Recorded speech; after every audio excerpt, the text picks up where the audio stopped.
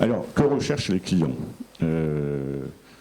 On analyse régulièrement les entretiens approfondis réalisés auprès de clients, clients professionnels, clients grandes entreprises, sur leur point de satisfaction ou d'insatisfaction, ou plutôt les entretiens face à face, avec beaucoup de commentaires. Et qu'est-ce qu'il ressort de ces entretiens? C'est une démarche qu'on mène déjà depuis une dizaine d'années et qu'on enrichit chaque année. Mais il ressort que dans les enquêtes, effectivement, ce type d'entretien, les commentaires sur la relation représentent 2/3 de tous les commentaires qui sont faits, que ce soit des commentaires négatifs ou positifs. Les commentaires relatifs aux produits ou aux services ne représentent qu'1/3 des commentaires. Donc c'est déjà un élément intéressant qui nous guide un petit peu sur qu'est-ce qui est important pour ces clients-là. Alors, ça nous a permis de construire un modèle très simple, qui est basé sur, d'ailleurs, des travaux qui ont été réalisés à la fin des années 90. Je ne vais pas m'étendre dessus, sur un modèle que je partage avec vous, qui est vraiment très très simple. Je vais vous l'exposer en 2 minutes. C'est un modèle qui permet de mieux comprendre ces attentes-là. En fait, dans la relation avec un fournisseur, que ce soit un particulier ou une entreprise ou un professionnel, le client a évidemment 2 attentes. La première, c'est ce pourquoi il vous paye. Alors, on appelle ça le respect du contrat, donc c'est le produit, c'est le service, à un niveau de prix, avec les engagements qu'il peut prendre, que le fournisseur peut prendre vis-à-vis de lui. Donc ça, c'est le minimum. C'est là où il faut être dans son marché. Alors c'est intéressant parce que, on verra tout à l'heure, il faut être dans son marché. On verra ce que ça veut dire être dans son marché. C'est pas forcément être le meilleur de la classe en termes de produits, en termes de services ou en termes de positionnement prix. L'autre attente, alors on appelle ça profondeur de la relation, on appelle aussi ça communément la reconnaissance, c'est la qualité de la relation qu'on va entretenir avec lui. Et là, il y a tout un tas de besoins, qui sont des besoins, je vais dire, liés à la relation. Alors, qu'est-ce qu'on met derrière profondeur de la relation? On met, je vous ai cité un certain nombre d'exemples, on met l'écoute, par exemple. Alors, l'écoute, oui, bon, d'accord, on fait des enquêtes de satisfaction, tout ça, on a des indices de satisfaction, bon, on est habitué. C'est pas vraiment ça, l'écoute, en fait. Les entreprises écoutent peu leurs clients.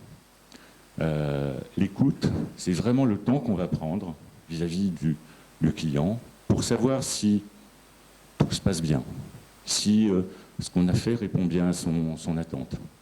Je prends l'exemple d'un loueur de voiture qui a banni toutes les enquêtes de satisfaction et qui a simplement demandé à tous ses employés qui avaient à un moment donné une interaction avec un client, notamment au retour de la voiture, poser une question très simple. Est-ce que tout s'est bien passé ? Et deuxième question, qu'est-ce qu'on pourrait faire pour s'améliorer? 2 simples questions, avec un système d'information derrière pour récupérer tout ça, parce que c'est intéressant. Voilà. Et bien ça dénote de la culture de l'entreprise. On se soucie de ce que vous pensez, de ce qu'on fait. Pas à travers des enquêtes anonymes, mais à travers, effectivement, une implication du personnel dans cette écoute. On avait créé aussi pour la SNCF, il y a quelques années, une dizaine d'années, donc opérateur de transport bien connu, transport ferroviaire bien connu français, une équipe B2B qui n'avait rien à vendre puisque les billets de train se vendent en gare, mais qu'on a créé uniquement pour créer un point d'entrée pour les entreprises vis-à-vis de la SNCF. C'est-à-dire leur permettre d'avoir un nom à appeler pour entrer en contact avec la SNCF. Face effectivement à de fortes manifestations de mécontentement de ces grandes entreprises. Et ça continue à être le rôle de cette équipe B2B, qui est simplement d'être l'oreille de l'entreprise vis-à-vis des grandes entreprises. La transparence et l'anticipation, deuxième point. Aujourd'hui, les entreprises, les clients ont besoin effectivement qu'on les aide, qu'on les accompagne et qu'on les aide à anticiper les points de difficulté. très important. Donc quand une entreprise a un problème, va être transparent et voir avec le client les implications que ça peut avoir. L'humilité. L'humilité est un autre sujet aussi qui est intéressant. Derrière, il y a la reconnaissance de l'erreur aujourd'hui. Une bonne relation, c'est une relation effectivement équilibrée. Les clients détestent l'arrogance. Les entreprises qui prétendent être les meilleurs de leur marché, qui font tout bien. Le jour où ça se passe mal, elles en prennent effectivement plein la figure.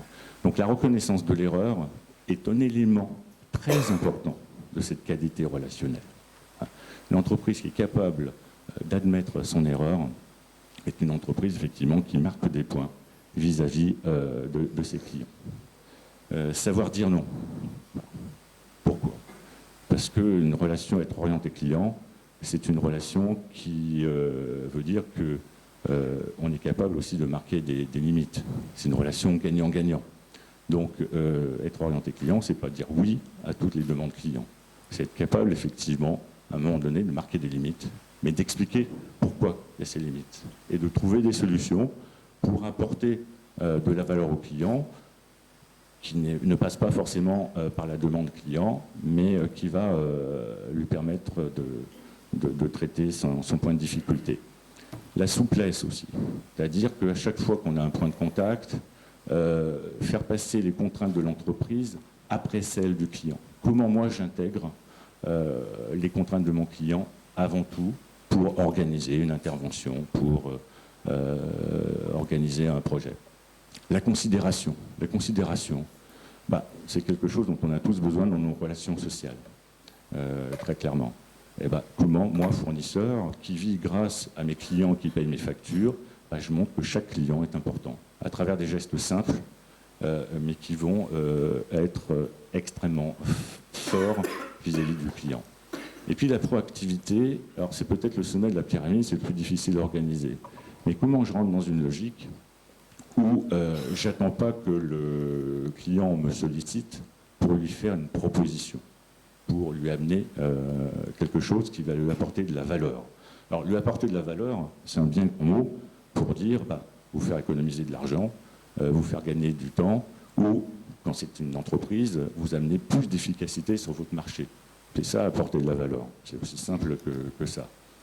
Et ça, c'est extrêmement fidélisant. Parce que quand vous avez un fournisseur qui est dans cette logique-là, qu'est-ce que vous allez vous enquiquiner à changer de fournisseur? Vous allez garder le même.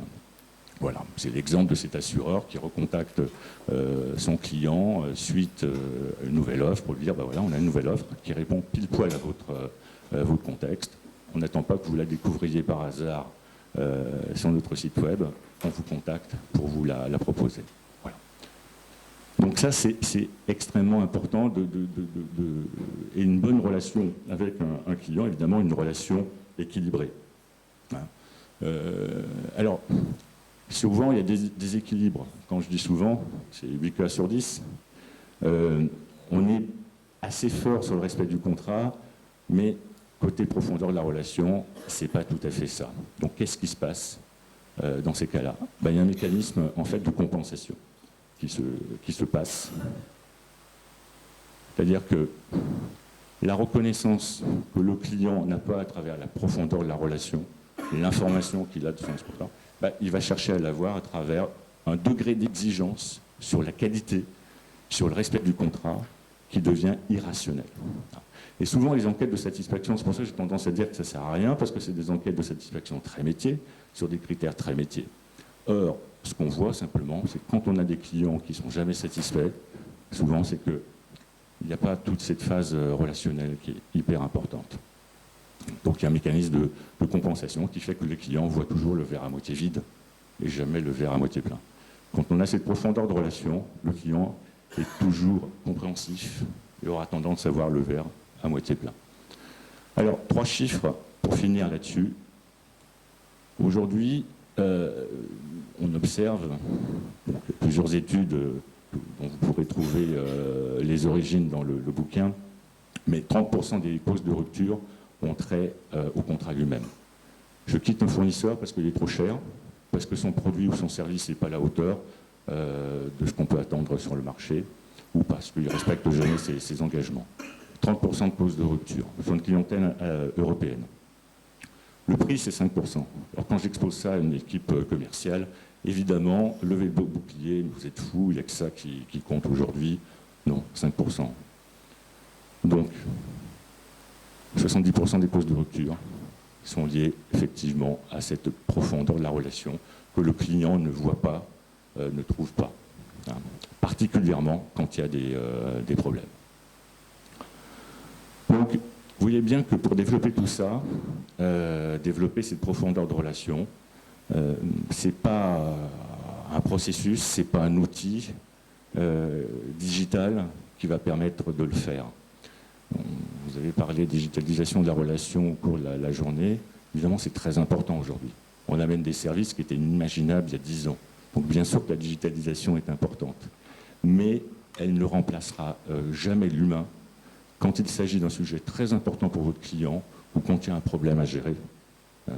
L'humain reste essentiel. Donc on voit bien ce que ça implique en termes de réflexion sur l'organisation du parcours client.